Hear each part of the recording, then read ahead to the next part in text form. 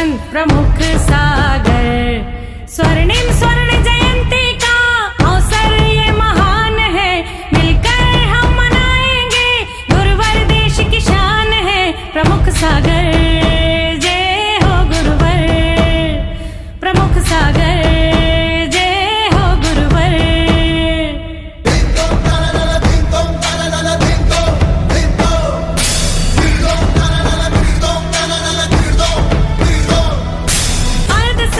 ज्ञानावरणी का विषय चल रहा है कि ज्ञानावरणी क्रम का आश्रव किन किन कारणों से हो रहा है और ज्ञानावरणी क्रम के आश्रव से हम कैसे कैसे बच सकते हैं, विचार करना। ज्ञानावरणी का आवरण केवल आत्मा पर नहीं है, पांचों इंद्रियों पर है। हमें जो आंख से अच्छा दिख नहीं रहा है ना, ये भी ज्ञानावरणी क्रम का आश्रव है। कान से जो अच्छा सुन नहीं सक रहे हैं हम, वो भी ज्ञानावरणी क्रम का आश्रव है। आप विचार करके रखना, स्पर्श इंद्रिय से भी, क्योंकि इन सब में ज्ञान ही लगेगा। और जब इन सब में ज्ञान लगता है तो फिर पांचों इंद्रियां हमारी धूमिल होने लगती हैं। हमें इन इंद्रियों का सदुपयोग करना नहीं आ रहा है, तब तक समझ के रखना मेरे ऊपर आवरण पड़ा हुआ है पांचों इंद्रियों का। और अज्ञान का आवरण कैसा होता है, तो जैसे सूर्य निकलता है लेकिन बादल उस सूर्य को ढक लेते हैं, सूर्य का प्रकाश आता नहीं है। सर्दियों में तो बहुत कम सूर्य देखने को मिलता है, क्योंकि ठंडी के बादलों के कारण से सूर्य ढक जाता है। तो जैसे वो सूर्य नहीं दिखता है, वैसे ही हमारे ज्ञान का आवरण जब हमारे ऊपर पड़ता है तो हमें अपने उस सम्यक ज्ञान का हमें अवलोकन नहीं हो पाता है। हमारे शरीर पे वस्त्र पड़े हैं तो हमारे निर्गंत रूप मुद्रा जो होती है उसके हमें दर्शन नहीं होते हैं। बर्तनों पर अगर कोई ने कपड़े डाल दिए हैं तो बर्तनों का दर्शन नहीं होता है, बर्तन साफ सुथरे नहीं दिखते हैं। पारस मणि के ऊपर झीना सा भी पर्दा पड़ा हो तो पारस मणि लोहे को सोना नहीं बना सकती है। ऐसे ही हमारे ऊपर जब तक ज्ञान पर आवरण पड़ा है तो वो ज्ञान का आवरण हमें सम्यक ज्ञान नहीं दिला पाएगा। ज्ञान तो रहेगा, हमें ये तो बादलों के बीच में, बादलों के पीछे सूर्य है, भले ही नहीं दिख रहा है लेकिन है तो है ना। कपड़ों के पीछे हमारा निर्गंत दिगंबर मुद्रा है, वो हमें नहीं आ रही है देखने में, लेकिन है मुद्रा। बर्तन के ऊपर कपड़ा पड़ा है लेकिन उसके नीचे बर्तन है। पारस मणि, चिंतामणि के नीचे जो मणि है उसके अंदर हीरा है तो है, लेकिन दिख नहीं रहा। ऐसी ज्ञान आपके पास है लेकिन दिख नहीं रहा। क्यों? क्योंकि आवरण पड़ा है। तो ज्ञानावरणी के आश्रव कह दिया गया कि हमें कभी किसी की निंदा नहीं करना, किसी ज्ञानी की आलोचना नहीं करना। जितना हम ज्ञानियों की प्रशंसा करेंगे, ज्ञानियों का आदर सत्कार करेंगे, हम जितना जिनवाणी का प्रचार प्रसार करेंगे, हम जिनेंद्र की वाणी को जितना जन जन तक पहुंचाएंगे, ये सब कहने को तो सामान से दिखता है, लेकिन अब आप विचार करो, हमारा यहाँ जो प्रवचन होता है केवल यहाँ बैठने वाले लोग नहीं सुन रहे हैं, 120 देशों में सुना जा रहा है। जिनवाणी चैनल के माध्यम से जब प्रवचन सब लोग अपने घरों में बैठ के सुनते हैं तो ये ज्ञान का प्रचार प्रसार आपकी ख्याति में कारण है। अभी हम लोग नीतिवाक पढ़ रहे हैं सोमदेव आचार्य का, उसमें भी 3 चीजें आई। सम्यक दर्शन जो हमारी गति को सुधारता है, हमारी गति जो सम्यक गति बनाता है उसे हम कहते हैं सम्यक दर्शन। सम्यक ज्ञान हमारे यश और ख्याति को फैलाता है और सम्यक चारित्र हमें सम्मान दिलाता है। तीनों चीजें आप विचार करके रखना। आपके पास सम्यक दर्शन है, लोगों को नहीं पता, लोगों को नहीं मालूम, कोई बात नहीं, लेकिन कर्मों को मालूम है, वो तुम्हारी गति दुर्गति नहीं कराएगा। सम्यक दृष्टि की केवल एक ही गति है। कौन सी गति है? सम्यक दृष्टि कहाँ जाएगा? केवल देव गति। एक ही गति है सम्यक दृष्टि की, वो दूसरी गति में जा ही नहीं सकता। और वो भी गति उसे मजबूरी में, क्योंकि पंचम काल है, अभी मोक्ष का दरवाजा खुला नहीं है। अगर मोक्ष का दरवाजा खुल जाए तो सम्यक दृष्टि उसी भाव से निर्वाण भी जा सकता है। हाँ, ये बात अलग है कि सम्यक दर्शन प्राप्त करने के पहले उसने कहीं का रिजर्वेशन करा लिया, नरक का, कहीं मनुष्य का, कहीं तिर्यंच का, आयु का बंद कर लिया, तो फिर उसे जाना पड़ेगा। लेकिन फिर भी उसके लिए भी सम्यक दर्शन की इतनी महत्वता बता दी गई कि सम्यक दर्शन अभी आगे आएगा। जब मोहिनी कर्म करेंगे तब सम्यक दर्शन की व्याख्यान आएगी उसमें। अभी सम्यक ज्ञान की व्याख्यान करते हुए आचार्यों ने कह दिया कि एक बार अगर सम्यक ज्ञान आपको हो जाता है तो समझ के रखना आपके कई कई भवों के पाप खत्म हो जाते हैं, सम्यक ज्ञान हो जाए तो। इतना ही विचार करके रखना, सम्यक ज्ञान जैसे ही होने लगता है ज्ञानावर्णी कर्म का क्षय होना शुरू होता है। हमारे अंदर वो केवल ज्ञान है, महसूस हो रहा है? नहीं होता है। ज्ञान हमारी यश और ख्याति फैलाता है, सम्यक चारित हमारा सम्मान दिलाता है। अंतर कितना है? यश ख्याति फैलाना और सम्मान। यश तो बहुत बार बहुत से लोगों का फैल जाता है लेकिन उनका सम्मान नहीं हो पाता है, और बहुत से लोगों का सम्मान तो होता है लेकिन यश नहीं फैल पाता है। आप विचार करने, कई इतने नामी ग्रामी लोग हैं जिनके नाम से लोगों के काम चल रहे हैं, जिनके नाम से लोगों की दुकानें चल रही हैं, लेकिन उनका सम्मान उनके घर के लोग ही नहीं कर रहे। ऐसा भी है। और कई जगह ऐसे लोग हैं जिनका नाम कहीं किसी को पता ही नहीं है, लेकिन इतना आदर मिलता है, उन्हें इतना सम्मान मिलता है कि कोई व्यक्ति अनजान भी उनको देख ले तो सहजता में हाथ जुड़ जाता है, सहजता में झुक जाता है। उनके आभा मंडल, उनका बाहर का आकर्षण इतना तीव्र होता है कि उनको देखकर लगता है कि भगवान तुल्य इंसान है। तो हमें इतना ही विचार करके रखना कि वो ज्ञान हमारे पास है, उस ज्ञान को पाने का प्रयास करना है। पास रहने से काम नहीं चलेगा, पाने का प्रयास करोगे तो काम चलेगा। इस मानव देह में ही सम्यक ज्ञान है। इस मानव देह में ही मति ज्ञान, श्रुत ज्ञान, अवधि ज्ञान, मनप्रय ज्ञान और केवल ज्ञान आपके अंदर भी है, शक्ति रूप में विराजमान है, लेकिन व्यक्त रूप में विराजमान नहीं हो रहा है। व्यक्त रूप में आएगा 13वें गुण स्थान में। उसको पाने के लिए क्या क्या करना चाहिए? हमें कभी भी ज्ञान के उपकरणों का अनादर नहीं करना चाहिए। ज्ञान के उपकरण कौन कौन से हैं? पेन, कॉपी, पुस्तक, जिनवाणी नीचे नहीं रखना चाहिए। पेन को हमें मिसयूज नहीं करना चाहिए। हमें कॉपी को, पुस्तकों को ऐसे नहीं फाड़ डाल देना चाहिए। और एक बात का ख्याल करना, जिन चौकियों पर रखकर हम जिनवाणी को पढ़ते हैं उसको भी नीचे नहीं रखो। आप विचार करना, उसको भी सम्मान दो। अब लकड़ी की है तो नीचे रखना ही पड़ेगी, लेकिन पैर कम से कम उसके ऊपर ना जाएं। अगर जिन पे जिनवाणी रखते हो और उन पे पैर रखते हो तो आपका, और कई लोग तो उन पे जिनवाणी रखते उस पर बैठ भी जाते हैं, तो हमारा मन क्या होता है कि हमारा मन उसमें डाइवर्ट हो जाता है और हमारे को अशुभ का आश्रय होता है। तो कभी भी जिनवाणी की चौकी पे बैठना नहीं चाहिए, जिनवाणियों को पैरों के नीचे नहीं रखना चाहिए। और क्या होता है? पन्ना पलट रहे हैं, नहीं पलट रहा है, थोड़ा सा थूक लगाया और पन्ना, नोट गिनने वाली करते हैं ना, थूक लगा लगा के नोट गिनते। नोट आएगी, लक्ष्मी आएगी नहीं, उसको तुम थूक, झूठा थूक लगा रहे हो। लक्ष्मी को आप थूक लगा लगा के गिन रही हो। ऐसे ही कभी पन्ना नहीं पलट रहा है, कहीं चिपका हुआ है, और धोखे से आदत हो जाती व्यापारी की, जैसे नोट नहीं पलट रहे हैं तो उन्होंने थूक लगाया और कर लिया। कभी जिनवाणी धोखे से भी थूक लग गया। यहाँ तक आचार्य ने बोल दिया कि उतना डिस्टेंस बनाओ पढ़ने का कि पढ़ते समय मुंह का थूक भी नहीं चला जाए। कई बार बोलते बोलते जिनके दो आगे के दांत नहीं होते ना, बिंडो बन जाता है, तो उनके हवा निकल जाती है। बोलना कुछ चाहे बोल कुछ जाता है, अब दांत नहीं है तो उनके वो दांत से हवा ही नहीं निकलती, थूक भी निकलता है। तो श्वेतांबर समाज ने इसीलिए मुंह में पट्टी रखने का प्रावधान कर लिया कि मुख से थूक ना निकले, या मुख से कोई ऐसी हवा, गर्म हवा ना निकले जिससे जीव का विघात हो। हमें इतना ख्याल करना, हम कम से कम एक रुमाल अपने पास रखें।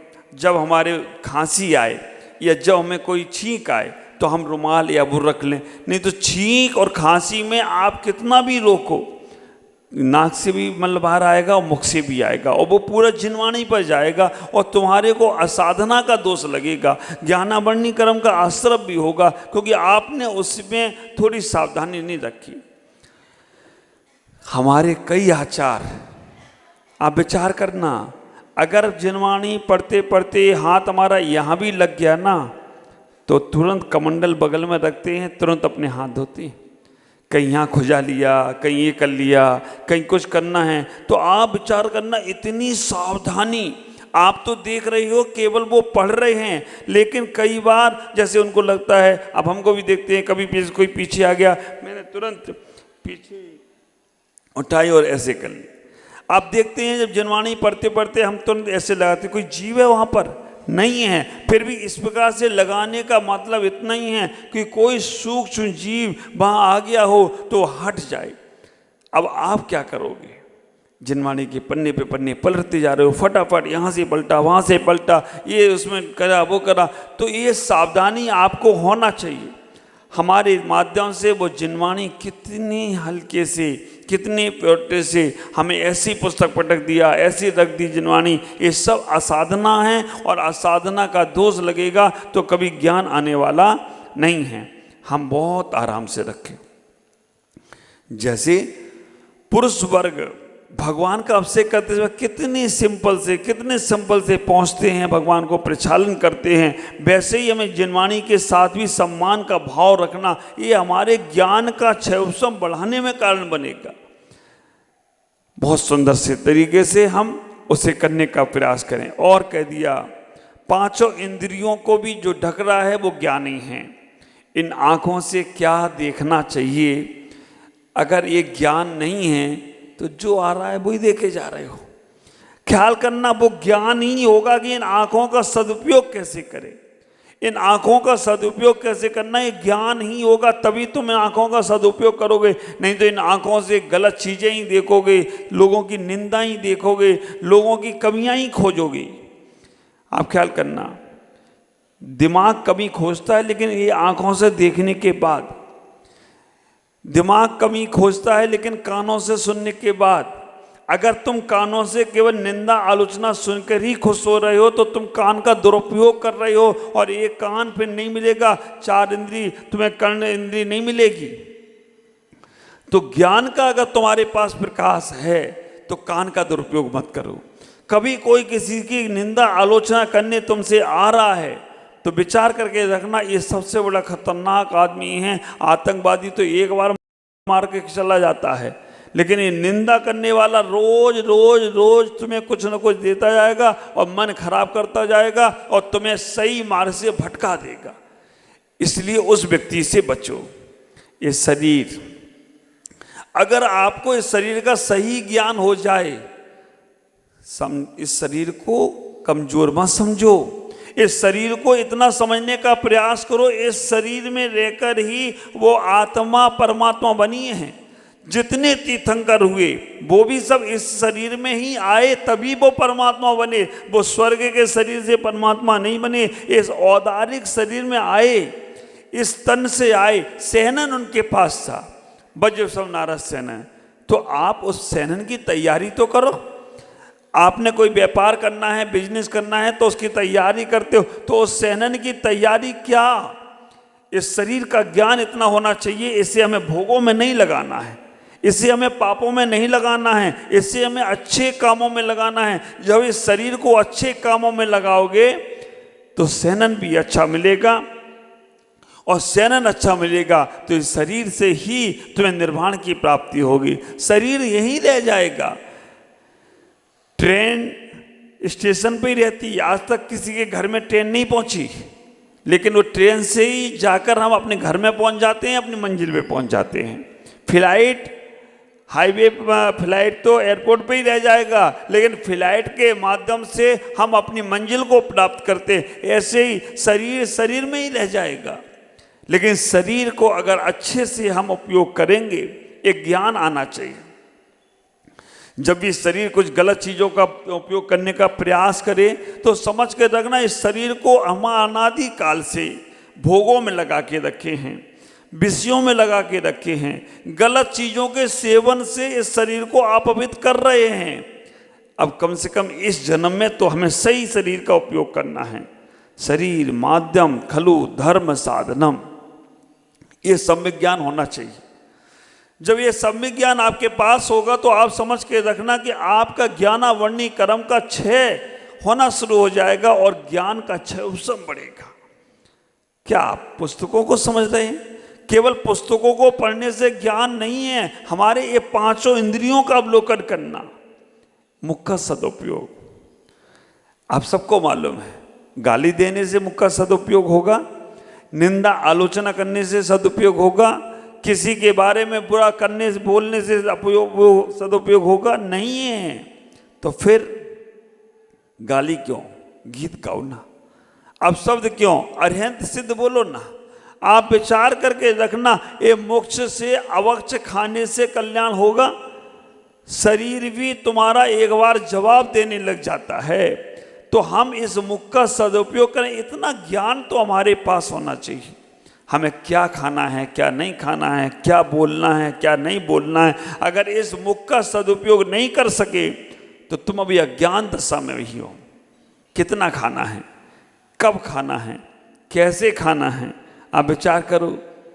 कैसे कैसे लोग शरद पूर्णिमा पे जाप करने आए और जाप करते करते वो महाराज के सामने सामान रख गए। महाराज आप जाप करो, उससे ज़्यादा मंत्रित होगा।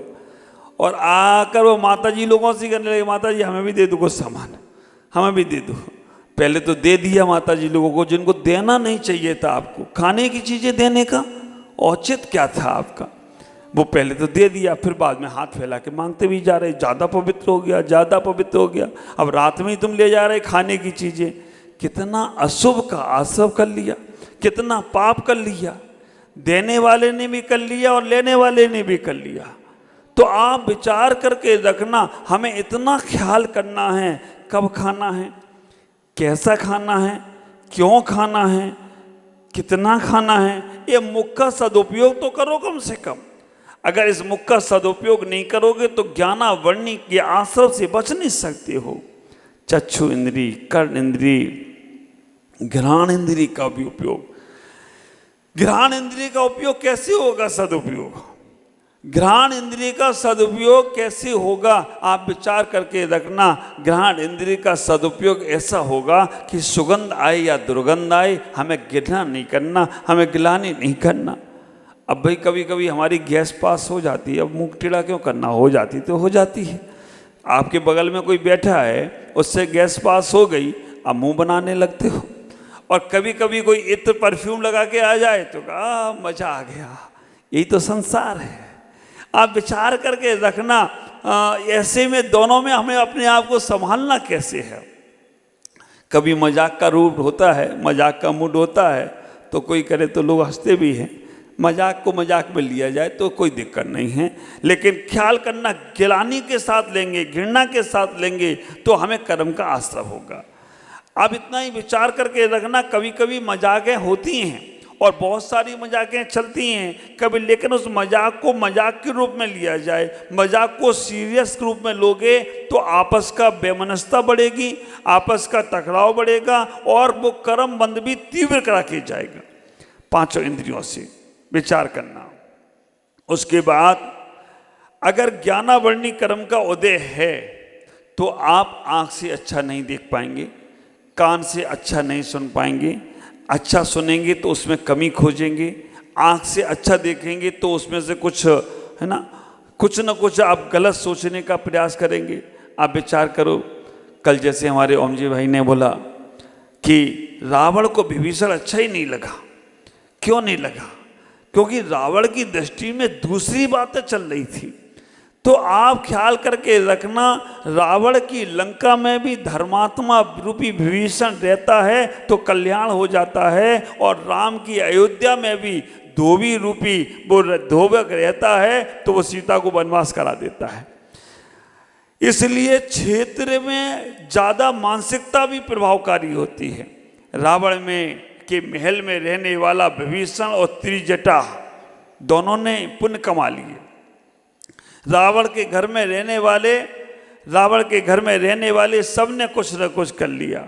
तो हम इतना ही विचार करके रखें कि हम पांचों इंद्री, और महाभारत में विदुर ने चर्चा और करेंगे। आज इतना ही बात करता हूँ कि ज्ञानावर्णी कर्म का पांचों इंद्रियों से विषय जोड़ें और हम पांचों इंद्रियों का सदुपयोग करेंगे, तब ज्ञानावर्णी का क्षय हमारा होगा और ज्ञान का क्षय उपशम बढ़ेगा, तो केवल ज्ञान भी दिलाने में काल बनेगा। आज इतना ही। ओम नमः जय गुरुदेव।